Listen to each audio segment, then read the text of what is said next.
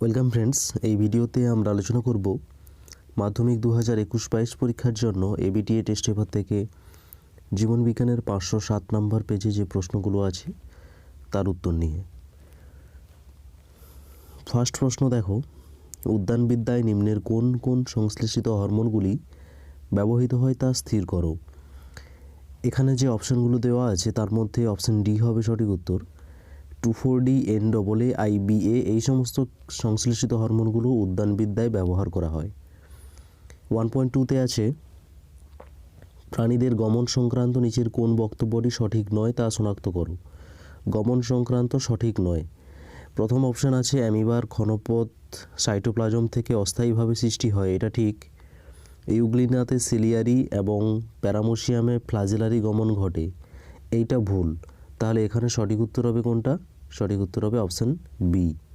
ওকে, 3 দাগের প্রশ্ন আছে গরম পাত্রে তোমার হাত লাগলে তুমি তৎক্ষণাৎ হাতটি সরিয়ে নিলে নিচের কোন অংশটি এই ঘটনাটি নিয়ন্ত্রণ করে।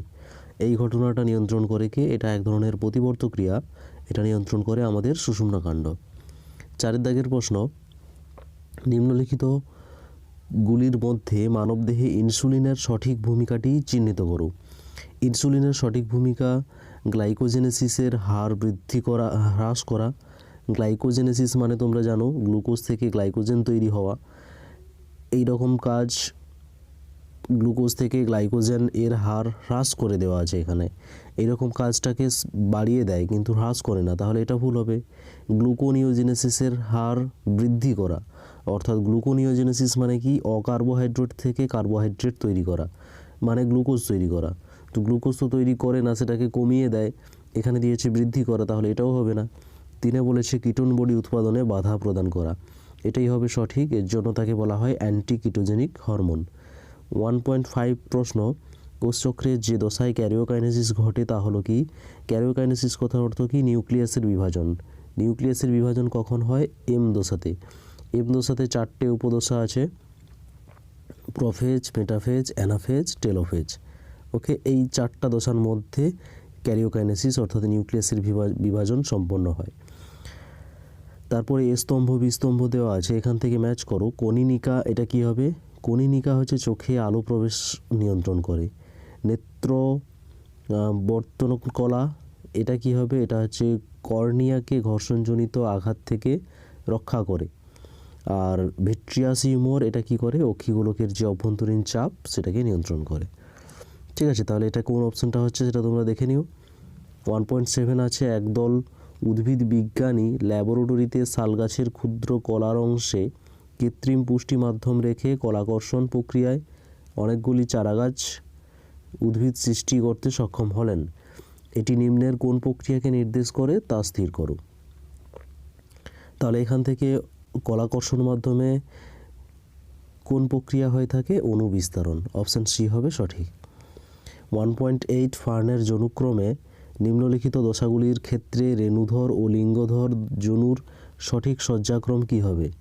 সঠিক সজ্জাক্রম কী হবে? এর যেটা সঠিক উত্তর হবে সেটা হচ্ছে অপশান বি, লিঙ্গধর থেকে রেণুধর, আবার রেণুধর থেকে লিঙ্গধর থেকে রেণুধর। ঠিক আছে, এভাবে কিন্তু পর্যায়ক্রমে চলতে থাকবে। লিঙ্গধর, রেণুধর, তারপরে আবার লিঙ্গধর, তারপর আবার রেণুধর, এইভাবে কিন্তু চক্রাকারে চলতে থাকবে প্রসেসটা। 1.9 আছে ক্রোমোজোমের ডিএনএ এবং জিনের আন্তঃসম্পর্কের ক্ষেত্রে সঠিক শব্দ চিত্রটি কোনটা হবে? ডিএনএ ও জিনের মধ্যে আন্তঃসম্পর্কতে যেটা সঠিক হবে সেটা হচ্ছে অপশান ডি, ক্রোমাটিন সূত্র। সেখান থেকে ক্রোমোজোম তৈরি হয়, ক্রোমোজোমের মধ্যে ডিএনএ থাকে আর ডিএনএর মধ্যে জিন থাকে, এটাই হবে সঠিক। 10 দাগে আছে সঠিক জোড়াটি নির্বাচন করো এবং লেখো। সাইন্যাপসিস মাইটোসিস, এটা ভুল হবে। সাইন্যাপসিস মাইটোসিসের সময় হয় না, মিওসিসে হয়। সাইন্যাপস মিওসিস দিয়েছে, এটাও ভুল হবে। সাইন্যাপস হচ্ছে দুটো নিউরনের সংযোগস্থল। ফ্রাগমোপ্লাস্ট গলগি বডি, এটাই হবে সঠিক। গলগি বডি থেকে ফ্রাগমোপ্লাস্ট তৈরি হয়। 11তে বলা হয়েছে নিচের কোন দুটি জিনোটাইপ মটর গাছের কুঞ্চিত হলুদ জিনোটাইপের জন্য দায়ী? কুঞ্চিত হলুদ, কুঞ্চিত অর্থাৎ এটা প্রচ্ছন্ন বৈশিষ্ট্য, হলুদ হচ্ছে প্রকট বৈশিষ্ট্য। তাহলে কুঞ্চিতের জন্য স্মল আর তো থাকবেই, দুটো স্মল আর থাকবে। দুটো স্মল আর কোথায় আছে? এখানে নেই, এখানেও নেই, এখানে আছে, তাহলে দুটো স্মল আর এটা আছে, আর ক্যাপিটাল ওয়াই মিনিমাম একটা, তাহলে এটাই হয়ে যাবে সঠিক উত্তর। তারপরে 12তে বলা হয়েছে মানুষের একটি স্বাভাবিক শুক্রাণু ও একটি স্বাভাবিক ডিম্বাণুর মিলনে উৎপন্ন ডিপ্লয়েড জাইগোটে দেহ ক্রোমোজোমের সংখ্যা কতগুলো থাকবে বলে তুমি মনে করো? কতগুলো থাকবে দেহ ক্রোমোজোম? সেটা হচ্ছে ডিম্বাণুতে 22টা আর শুক্রাণুতে 22টা, অর্থাৎ 44টা, অর্থাৎ এখানে 22 জোড়া হবে উত্তর। তারপরে প্রশ্ন দেখো, প্রশ্ন আছে স্বাভাবিক পিতামাতার একটি স্বাভাবিক পুত্র ও বর্ণান্ধতার বাহক একটি কন্যা আছে, মাতা ও কন্যার সম্ভাব্য জিনোটাইপ কী কী হবে? তাহলে এখানে কী কী বলা আছে? স্বাভাবিক পিতা ও স্বাভাবিক মাতা, এদের মধ্যে একটা স্বাভাবিক পুত্র সন্তান আছে আর একটা বাহক কন্যা সন্তান আছে।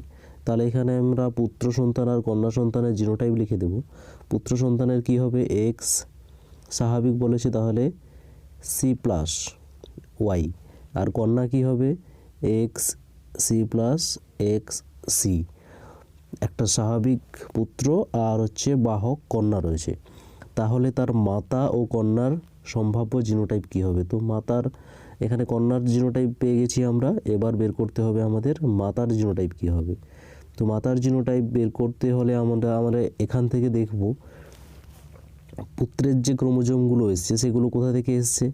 একটা তার পিতার থেকে এসছে ওয়াই ক্রোমোজোম, ঠিক আছে, আর একটা এসছে তার মায়ের থেকে। তো মায়ের থেকে কি এসছে? এক্স সি প্লাস এসছে, ঠিক আছে, এটা এসছে, আর এটা আসছে পিতার থেকে।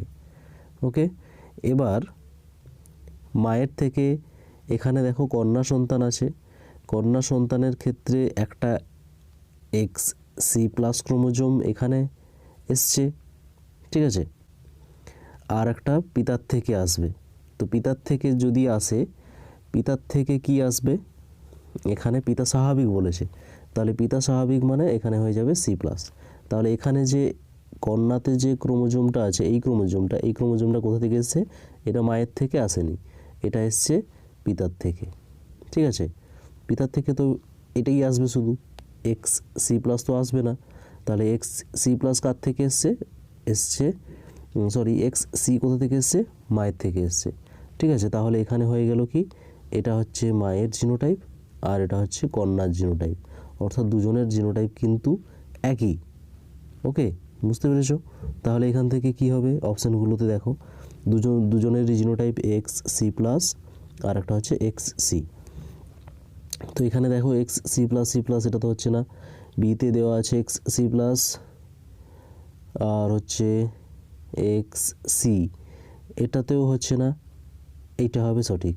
এখানে দেখো এক্স সি প্লাস আছে আর একটা হচ্ছে সি আছে, আর এখানে একটু গন্ডগোল হয়েছে, এখানে সি প্লাস আর সি হবে, ঠিক আছে, দিলে হচ্ছে এটা ঠিক হবে, নাহলে এগুলো সব ভুল আছে।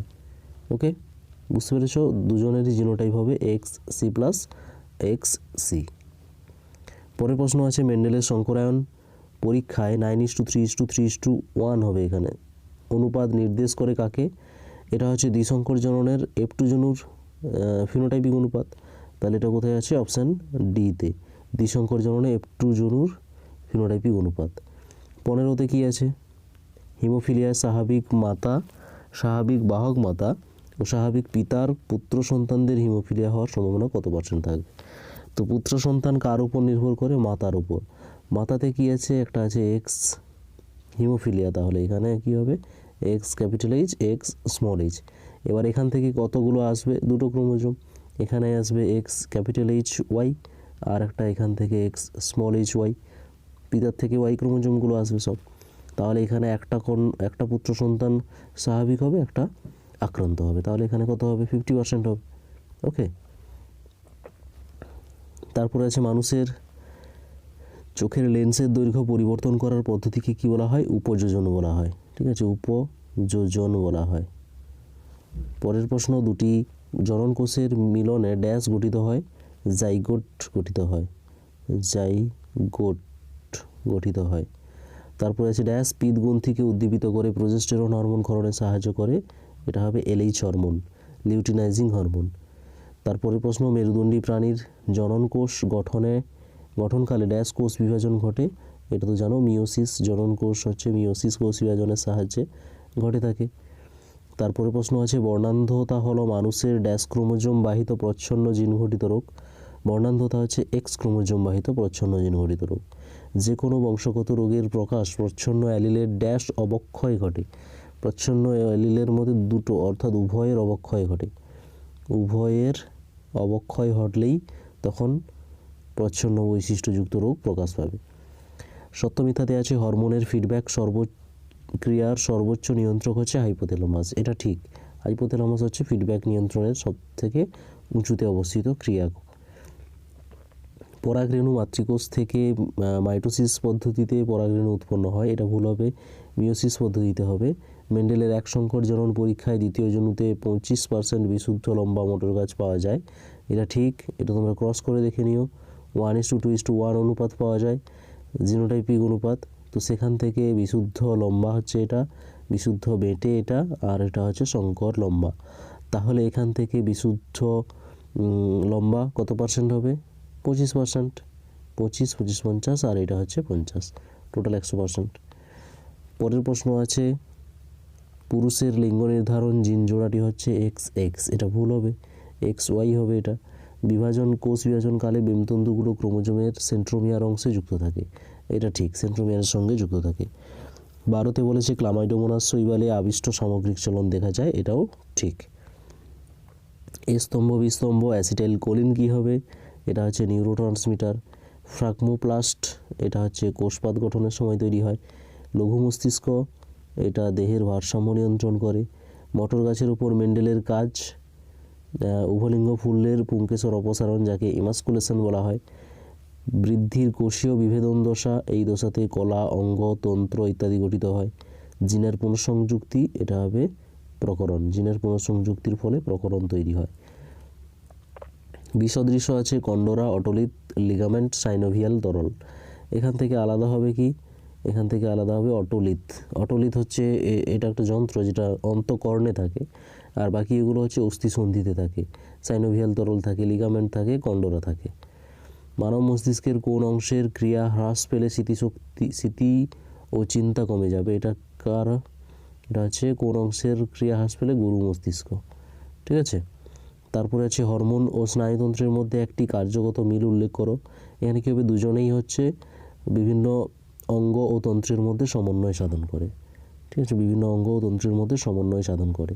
একজন হচ্ছে ভৌত সমন্বয় সাধন করে, আরেকজন রাসায়নিক সমন্বয় সাধন করে। মাইটোসিস কোষ বিভাজনে সৃষ্ট অপত্য উদ্ভিদ কোষে একাধিক নিউক্লিয়াস গঠিত হওয়ার সম্ভাব্য কারণ কি হবে? সাইটোকাইনেসিস না ঘটা। সাইটোকাইনেসিস না ঘটা। তারপরে প্রশ্ন আছে নিচে সম্পর্কযুক্ত শব্দ জোর দেওয়া আছে। থাইমিন হচ্ছে ডিএনএর পিরিমিডিন বেস, আরএনএর পিরিমিডিন বেস, তাহলে কি হবে? ইউরাসিল হবে। 4টির মধ্যে 3টি একটি বিষয়ের অন্তর্গত। গর্ভাশয়, গর্ভপত্র, গর্ভমুণ্ড, গর্ভদণ্ড, এখান থেকে কোনটা হবে? এখানে হবে গর্ভপত্র। গর্ভপত্র হচ্ছে স্ত্রী স্তবকের একক। তো স্ত্রী স্তবকের মধ্যে সবগুলো থাকে, গর্ভাশয় থাকে, গর্ভমুণ্ড থাকে, গর্ভদণ্ড থাকে। সন্ধ্যামালতী উদ্ভিদে অসম্পূর্ণ প্রকটতা প্রকাশ পায়। গোলাপি ফুলযুক্ত দুটি উদ্ভিদের মিলন ঘটালে সাদা ও লাল ফুলের জিনোটাইপ কী হবে? তো এখানে 1:2:1 অনুপাত পাই, এটা হচ্ছে লাল, আর এটা সাদা, আর এটা হচ্ছে গোলাপি। তাহলে লাল ও সাদার মধ্যে কত অনুপাত হচ্ছে? 1:1। ওকে, তাহলে এখানে উত্তর কী হবে? 1:1। তারপরে আছে মানুষের লিঙ্গ নির্ধারণে কোন ক্রোমোজোমটি বিশেষ ভূমিকা পালন করে? এটা তো সবাই জানো, ওয়াই ক্রোমোজোম হবে। পরের 2 মার্কের প্রশ্নগুলো আছে, এগুলো খুবই গুরুত্বপূর্ণ প্রশ্নগুলো দেওয়া আছে, শর্ট টাইপের কোশ্চেনগুলো দেওয়া আছে। তোমরা কিন্তু অবশ্যই ভালো করে বাড়িতে দেখো। যদি কোনো সমস্যা থাকে তাহলে কিন্তু কমেন্ট করে জানাবে যে আমার এই প্রশ্নটা সমস্যা হচ্ছে, তাহলে কিন্তু আমি পরে ভিডিওতে আলোচনা করব। ওকে।